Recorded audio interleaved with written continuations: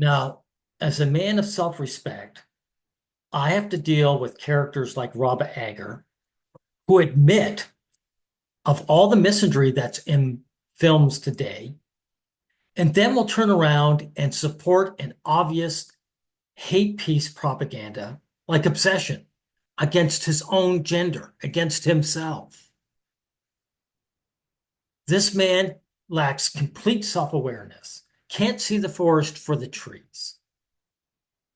Now, here I'm going to show you that he admits the misandry that's in filmmaking. It all wrong all over the place.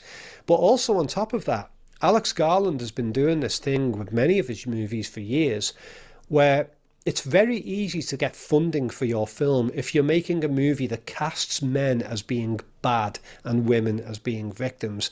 There you go. You get funding. So if people fund it, Ager, this means this is systemic. This isn't in the very industry itself. It's not just that this particular film creator does this. He's funded, so this is in the industry. If you do that, which Alex Garland has done again and again, he made this movie called Men, which was crap. He made Who cares if it's crap? You should be rejecting it out of principle. Doesn't matter what quality it is. another one. I can't remember. Ager has no principles, by the way. But I know there was a few of them I've seen of his, and Ex Machina is one of them, where it's just like men are evil abusers of women and women are big victims. Look how silly this man looks. He should be enraged that the industry is bashing him as a human being just because he was born male. But he's not. He acts like it's just a joke. Only slaves act like you, Ager. Iger or Ager, however you say your name. Only slaves act like you. Can you imagine if a black man was beaten up by white nationalists and said, "Oh, they're it annoys me. These white nationalists are always saying how we black guys like to eat watermelon." That's just what you sound like. And if you can get the funding in for doing that, there's massive funds being put into movies. Yeah, massive funds. Again, that means the whole industry is like this. That demonize men. And Ex Machina, I suspect, was funded on that basis. I know it was. Now, there's also something I want to point out too, real quick. And he bashes the Joker movie because he doesn't understand what the importance of the Joker movie is, right? The Joker movie made it big because it spoke of the abuse of the low status man. And to show. But overall, it just seemed like overacting central. Didn't do much for me. Number 28 is Joker from 2019. It got raved on when it came out. I think a lot of people were sick and tired of all the superhero movies. Well, you're wrong, dude. The superhero movies they turned the crap. If they remained good, people could never get enough of them. The superpowers. And then Joker came out, and here's a main character who doesn't punch through walls, who doesn't jump over buildings. Who cares, dude? Look, I've seen you slaver over your heroes, like Schwarzenegger. You're into superheroes yourself. Doesn't fly through the air, doesn't have magical powers. And so people engaged with that. But it ripped off Taxi Driver, Scorsese's Taxi Driver. No, it didn't. It didn't rip it off at all. You don't know what you're talking about. You're an ignorant man. You don't know what you're talking about. The premise of Taxi Driver, the guy, he was actually the villain in the movie. Joker represents the abused, low status man, a disabled man. There's a lot of men. Joker was disabled, right? He had that laughing condition, and it made him a target. How is that ripping off Taxi Driver? It isn't.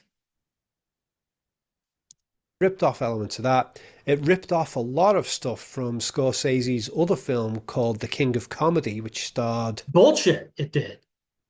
It might have paralleled it, but didn't rip it off. King of Comedy. Did the King of Comedy, did the guy get beaten up in the streets like the Joker? No. So you're just obviously wrong, Iger. Jerry Lewis, if I remember rightly, and Robert De Niro. It ripped off both of those Yeah, movies. that was a boring film, by the way. And there was parts of the film that, for me, felt like they'd been lifted from other movies like The Warriors and stuff like that. It had nothing to do with the Warriors. You're as dumb as a post. See? See, this guy, what he can't see the forest for the trees.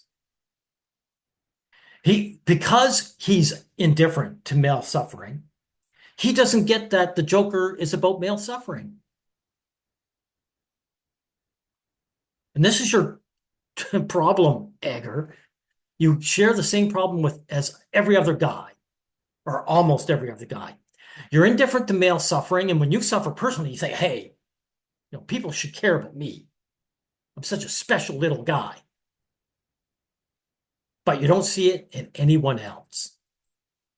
Anyway, we'll get into this painful review session. It'll be painful. Hey guys, this is a pioneering in film analysis. Yeah, no one else says this movie is shit. Get up here. No nonsense. Too late for that. No one's going to believe that, Ager. Hey folks, this is Rob Ager of collativelearning.com, and this is my review on Curry Barker's new movie called Obsession, which is done incredibly well. No doubt most of you will have heard of it. Wow, it's done incredibly well. Like Birth of a Nation was done incredibly well, everybody. Should go see Birth of a Nation. And Egger, the fact that it's doing so well just shows you how much misandry is part of the human psychology. You're a psychologist, right? Or at least you were involved in it, according to you. But you can't see the obvious, right? He saw it in Ex Machina, but he can't see it in Obsession. The reason I'm calling this a second thoughts review is because I have actually been to see the film twice, and I had a little bit of a different experience the second time round. In fact, I enjoyed it even more the second time round. Wow, he enjoyed Birth of a Nation twice. Oh, by the way, you don't need pioneering analysis for hatred, Iger. It's puddle deep. There's nothing to examine. And I've looked at some interviews with Curry Barker, and I've breezed over the script as well, just to clarify a few things about the movie. So we'll start off with a straightforward, no spoilers review. I'll let you know what my rating of the film is at the end of that. Then we'll move on to a section on interpretations, themes. Again, there's nothing to interpret. If anything, the themes are just that low status men are bad and they should kill themselves. And they don't deserve love. That's you, Ager. You didn't make it in life. You're always struggling to have people pay you for giving you your opinion. But you're a nobody, right? So this film's aimed at you. You should just die. Mysteries about the movie, theories, and so on. And then finally, I'll make some suggestions of how I think the movie could have been a bit better. Now, like for me, a flamethrower. That would have really improved it. if you're one of those people who gets all upset and says, how dare you talk about how a movie, Yeah, I know. I'm going to get beyond your crying. the film is very simple and easy to outline, and it should take me about 30 seconds, if that.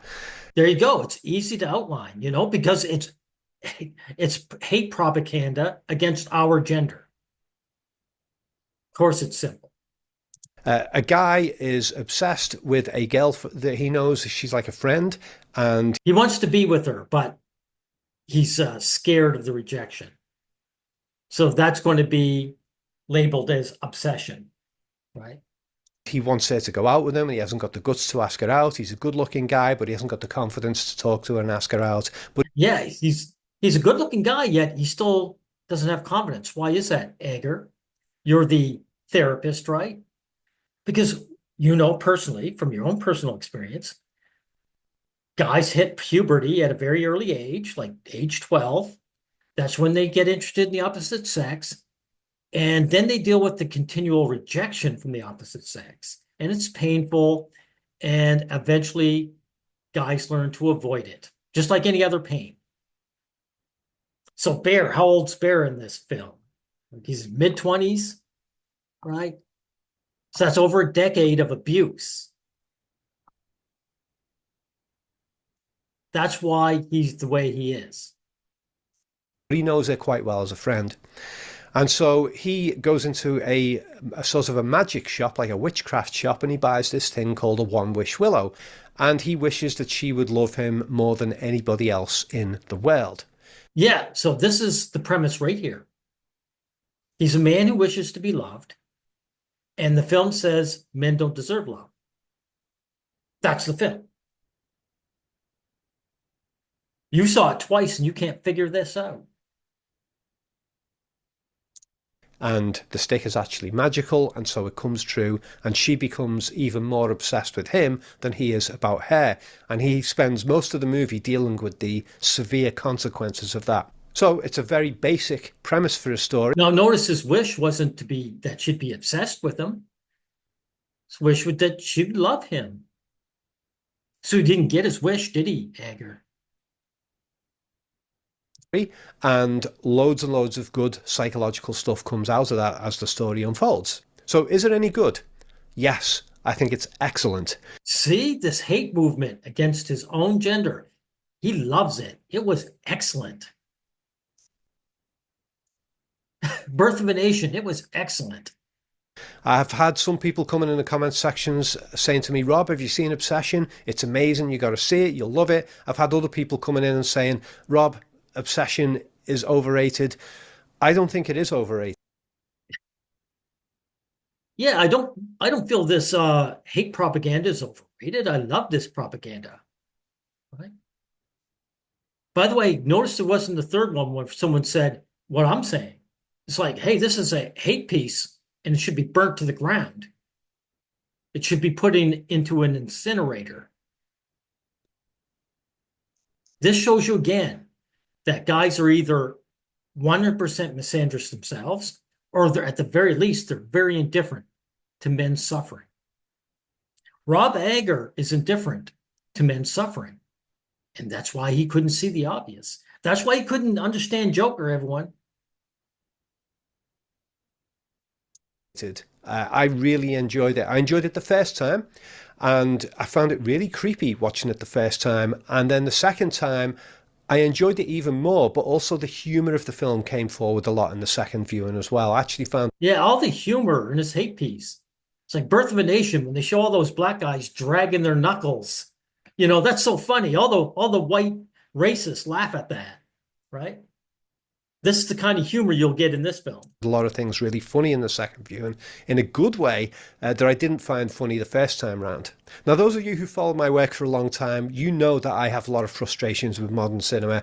There are so many restrictions and ridiculous industry trends that ruin most modern movies, which Well, you mentioned it. The trend is the hate of your fellow man. Feminism took over the film industry. And it's not concerned with quality of film, is it? It's concerned about its message. Now, Ager admitted just how old is this film? This video he made, right? It's 1 month ago. So he recognizes this. And yet now he's complaining like this. He can't understand what's going on here. I won't go into here. In fact, if you want to know more about that stuff, here's a video which I'll put on screen there, which I posted many years ago talking about 26 reasons, I think it was 26 reasons, why most modern movies are awful. And that video got over 500,000 views and a lot of really good feedback on that one. So if you... But even here, he doesn't get it right. It's really not post-millennial. It's post-2010. That's when things really started going downhill. Because look, here's an interesting movie from 2007 called The Nines. It's not a blockbuster. I wouldn't say it was a great movie, but it was an interesting movie with an interesting premise. Ryan Reynolds, you see him in this movie living like three different lifestyles at the same time. And you think, what's going on here? And the answer to it is at the end is very interesting. This is 2007. There were still all kinds of films that were decent. 2001, 2, 3, 4, right? Whoops, wrong one. Over here. But this is more like old man thinking, right? Everything new is bad. Right? If you want to know why I have a problem with most modern movies, go and check that video out. So anyway, yeah, it's very rare that a new movie comes out and I'm like, oh, this is a classic. Yeah. The last time that really happened was with Ari Aster's first movie, Hereditary, in 2018. I gave that one a lot of praise. I did some deep dive stuff. Yeah, you know something from what I've seen this film, it seems overrated to me. Right. So Studies on it, very deep dive studies. Some of those are available here on YouTube, and some of them you can only get those on my site. They're paid items. But yeah, I really raved on Hereditary, and I still highly rate that as a classic from 2018. I also raved on Dragged Across Concrete with Mel Gibson. I don't care about these. Get past this. Just say one thing, it says many things all at once. And so, watching some of the interviews with Curry Barker, he actually talked about that, about the importance of pacing. He talked about ways of getting. Pacing doesn't matter. It's like, doesn't matter how good the quality was. If you have any self-respect as a man, you will reject this film. Well, in fact, there's not even any monster effects in this film. There's some makeup here and there, but even the makeup's not that excessive. Like The Exorcist has got a big emphasis on makeup. In this film, the horror is all behavioral. It stems directly from human behavior, and that. Yeah, but what's the behavior here, Ager? The behavior is that this woman displays real life psychotic behavior that men get stuck into with relationships with women. How many guys, like the woman looks normal and he's infatuated with her. He thinks he's captured her, but what happens, she's captured him. And she takes the mask off and she reveals herself to be a real nasty person. And the man's stuck. It's very hard for a man to get out of such a relationship. She has all the power. She can make up any story she likes about this guy and destroy his life, destroy his career, destroy his reputation. And also, the man is so desperate to have female attention whatsoever, he stays in this abusive relationship longer than he should. Because again, Ager, this guy, how much rejection did he have to go through his whole life for him to be this meek, mild guy who's afraid to even approach a woman, right?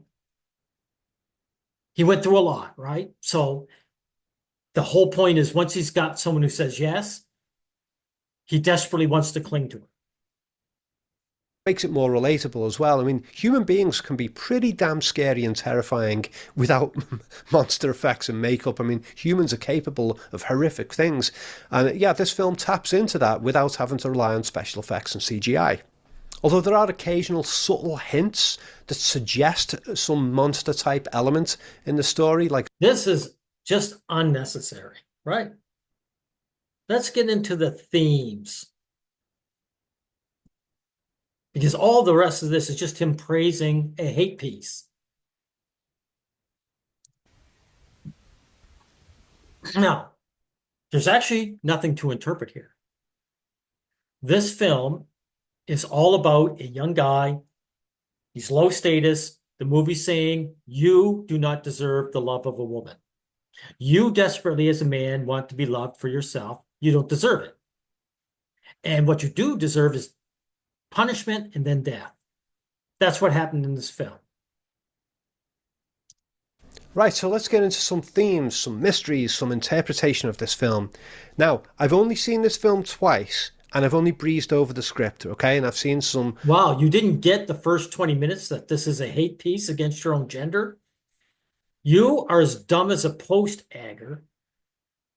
Like, who, after listening to this, would take you seriously about your film analysis? Curry Barker interviews and so Everything you say from now on, people say, well, this guy doesn't know what he's talking about. on. But I haven't done like weeks or months of research on this movie, which I would typically do when I'm doing an incredibly deep dive on a movie. Well, the reason you haven't is because there's nothing there. Again, there's no depth to bias and bigotry. There's no depth to bigotry, dude. It's just a dumb animal instinct. So don't go expecting that kind of level of analysis here. This is just some thoughts that I had that I've written down on it. So I'm going to incorporate some of the theories about the film that I've been hearing. I've been looking around at some of other people's reviews to see what other people are seeing in this film. Wow.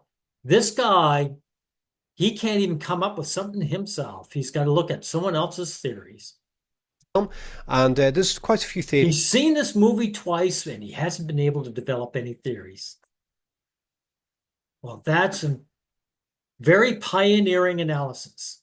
He's doing the rounds. I'm going to mention a few of them here, and I'm going to end with what I believe the film is really about psychologically, which is not just one thing, but a whole bunch of things in one package. And that's why I've called this video Beyond the One Wish Willow, because that One Wish Willow thing is what's generating a lot of theories about the film. People are talking about that as if it's like a real thing, and they're interested in the lore of the One Wish Willow. I'm not so interested in that because I could see right away in my first viewing that that was just a plot device for exploring relationship issues. Oh, by the way, guys, obsession, it's basically ripping off the monkey's paw, right? The one wish willow is the monkey's paw. The guy wishes for something that's positive and it gives him his wish in a negative way. It's the monkey's paw. So Iger can bullshit and say Joker. It's stealing from other movies. But he doesn't recognize that this is just another monkey's paw. Now I'm going to bypass all the other people's interpretations. I want to get into his interpretation, right?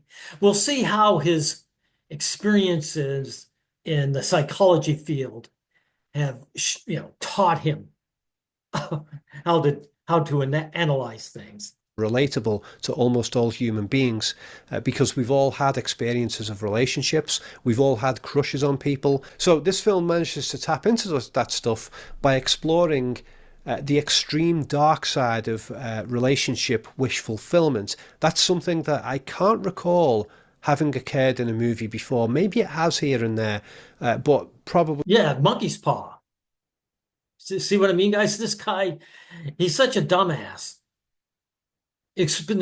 What do you think the monkey's paw was? Wish fulfillment, gone bad. Right. Not with as much effectiveness as this one. Now, new relationship anxiety.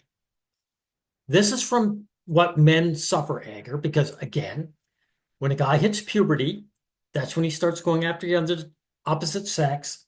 That's when he gets continual rejection. And the rejection is harsh.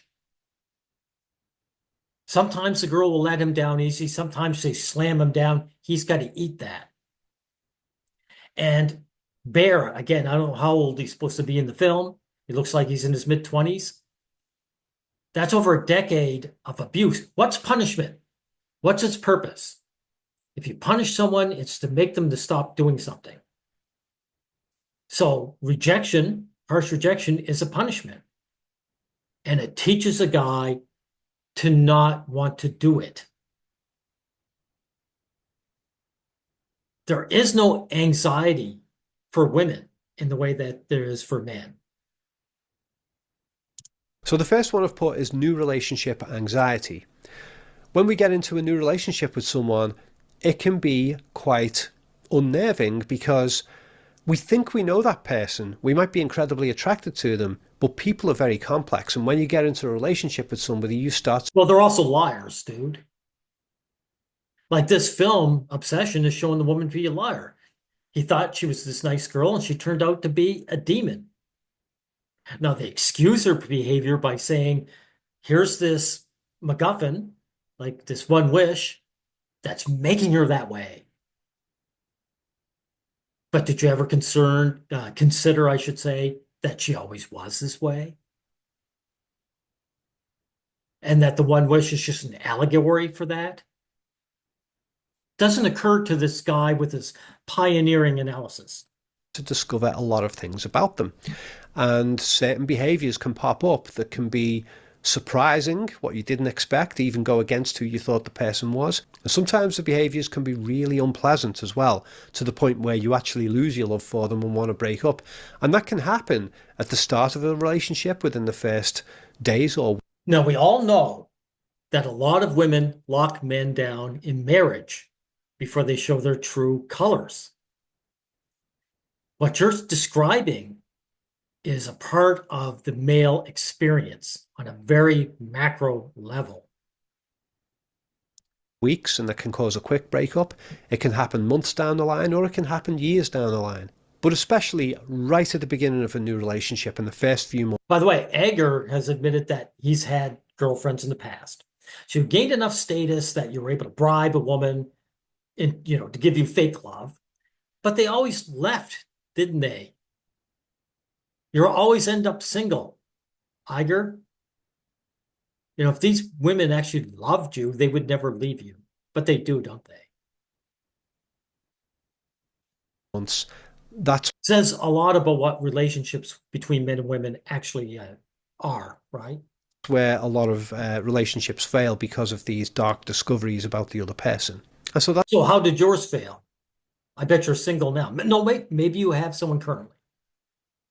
But you've admitted that you've had women in the past. So why did they fail? Did the women, they didn't appear to be, they weren't the people they claimed to be? Is that it? That's what happens for Bear in this film. He gets this relationship that he wanted. He thinks it's going to go a certain way. And it turns out that she has a load of behaviors that he actually doesn't like. Now, at the surface. Well, not just that he doesn't like, that are abusive. And he was going according to his wish. His wish wasn't that this woman be obsessed with him and treat him badly. The wish just said, hey, I want this woman to love me. Plot level, we can attribute that to the supernatural elements of the One Wish Willow, but I do think that experience is something we can all relate to in real life. If you've had relationships, you're getting it, kind of. See, the wish, the magical MacGuffin again, is to excuse her horrid behavior. Now, in the end of this film, she ends up being alive. Everyone else is dead. So this film is saying this woman, this abusive woman, deserves life. And Bear, who's just this meek, nice guy, he deserves death. You couldn't see that, though, even after viewing it twice. Then you know that you can discover dark things about the other person. A second issue is codependency in relationships, and Cuddy Barker has talked about that in one of his interviews that I saw. He mentioned that was one of the initial driving motivators for him developing the story. And again, that's before he even came up with the One Wish. This is about codependency. How come Bear turns out to be the bad guy? How come everyone sees him as the villain when so obviously he's not? He's the victim. How to explain that, Ager, if this is all about codependency?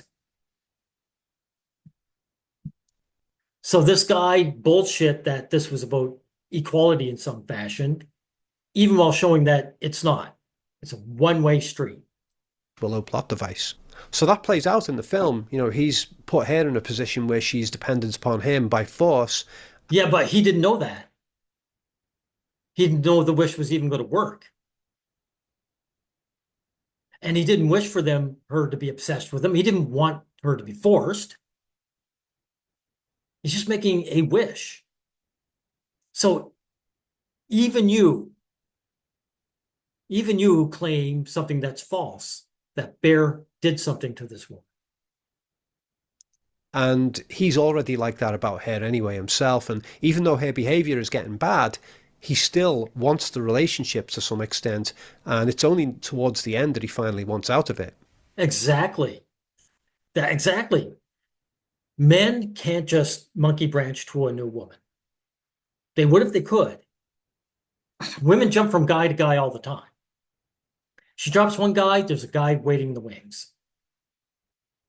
All she has to do is show interest, and she doesn't get rejection.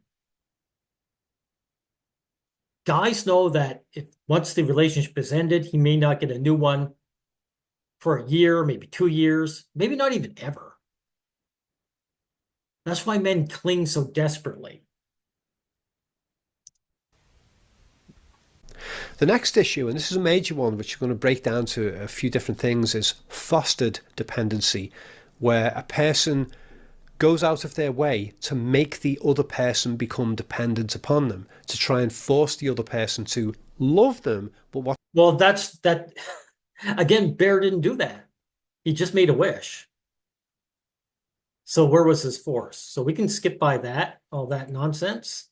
so that they can try and This is supposed to be no nonsense, guys. manipulate another person into being attracted and becoming codependent on them. And that can happen within the relationship as well. People can manifest an appearance and behavior in a relationship in order to make the other person dependent. And it might not even be their real selves, they might be putting an act on.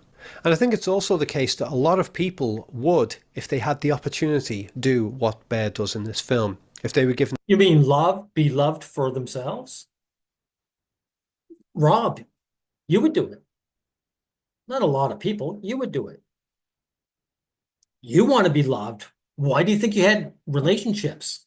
You're probably in one now, a shitty one, of course, where you have to pay your woman to be around.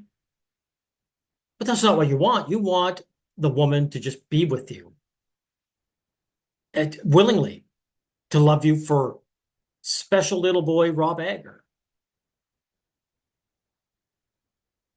Not a lot of people. You would do it.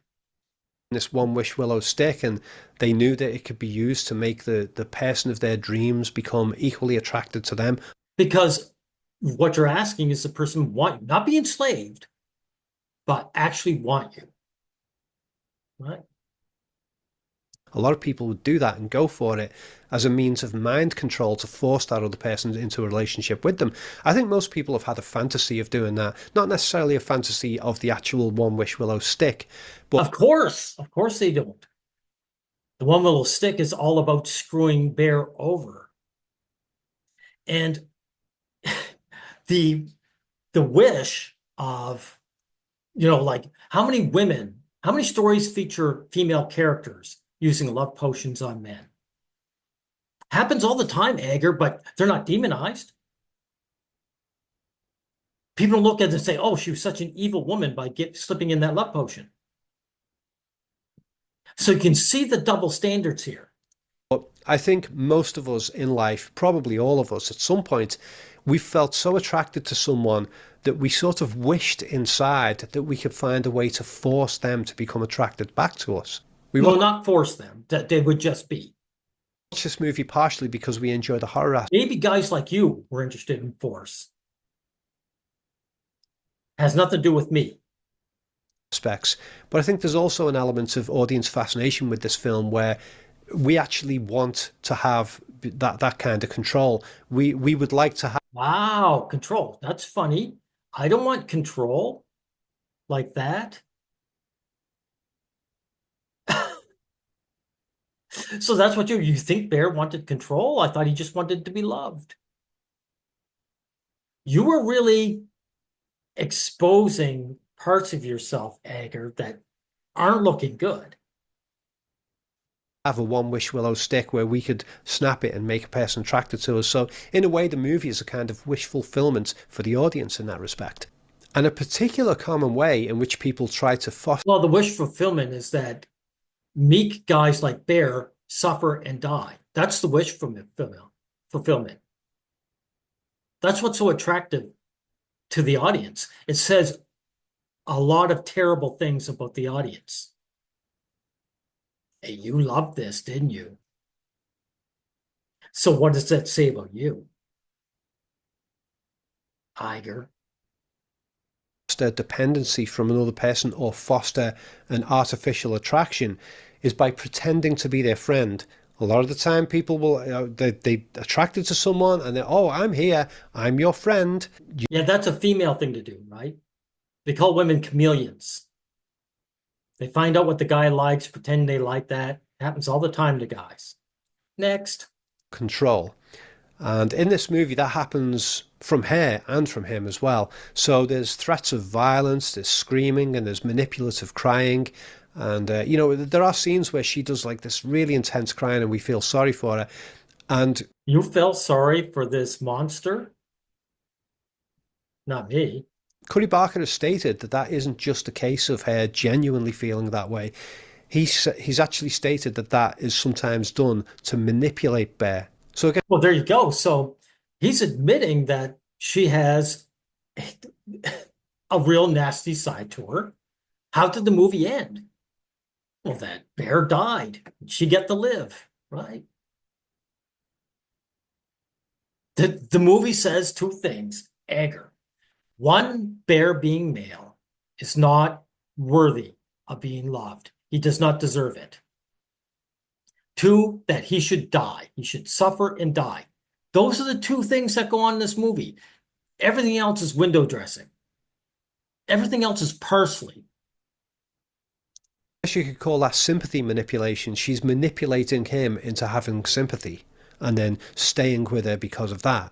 I also really like the irony in the story that, he makes the wish that forces her to love him, and then she spends a lot of the story forcing him to love her back. There you go. It's real ironic. But again, he made the wish, but he didn't wish for it to be forced. You can't be forced if you actually want something, right? She does the forcing. Of course, a guy like you can't see that. Anything else? A person's house to see if you can see them, things like that. That kind of stalking comes in all kinds of ways. A person Talking, neither here nor there. Next. reassure them, they still need reassuring, and sometimes that is a genuine thing due to real anxieties in a person. And You know something? I don't know if I'll bother with the rest of this horse shit. Because this guy, well, I'll cover the violent jealousy because we'll see if she does the violent thing. I believe she does. I think she kills his friends, I think. another one, number 8 on my list of relationship issues that this movie raises, is violence jealousy toward either external competitors or against your own partner because of perceived non-reciprocity. Non-reciprocity. I wrote that and then I looked it up. I was like, is that actually a word? Turns out it is actually a word that's used by scientists. And what I meant by it was that his love for her love for him, it's not reciprocal. He doesn't return that love. And so she can become violently abusive toward him out of frustration about that, or she can be violently abusive to other people who Yeah. are attracted to him, or Yeah, he's yeah. He wasn't the violent and abusive one, was he? She was. So Edgar, how come he's painted as the bad guy then? How come everyone comes out of that movie saying, Bear was a bad person? Makes perfect sense if you realize the average person, at least the ones that like that movie, are misandrist. They're bigots. They hate the man next to them. Explains a lot. And you yourself like this movie. So I don't need any more of your bullshit analysis because again, where are we here? This one you complained about the obvious misandry in Ex Machina, didn't you? Right? So it's obvious, and yet you can't see it here at all in Obsession. Who is going to listen to you ever again? You're just such a stupid, lizard-brained man. What did my man, Mr. Pink and Yellow, call you? He called you a tradcon feminist hybrid. You're traditional conservative and you have feminist views. That's why you love this hate peace propaganda. Or sorry, hate propaganda peace. Maybe that's the proper way of claiming it. And I'm here to say every man should be giving a voice Men should be proactive of saying how evil this movie was. And not just voting with their wallets. The wallets don't mean anything. Feminists make films knowing and not caring that it might not make any money. They make films that don't make money, like Ghostbusters 2016. That was a feminist film. It did not make any money. Didn't stop them from making other films like it. So men can't just vote with their wallets. We've got to use our voices. There should be a bunch of guys streaming on your video and correcting you and saying this film is trash and calling you out, Iger. Like my man Eric Schiedler said, Iger, he hasn't learned. You're incapable of learning, Iger. You're just too stupid of a man. You don't have the brain power to deal with what you're doing. You're no good at film analysis. You can't see the forest for the trees. But the worst part, I don't mind guys being stupid. I mind them being bigots. And that's where you fail the most.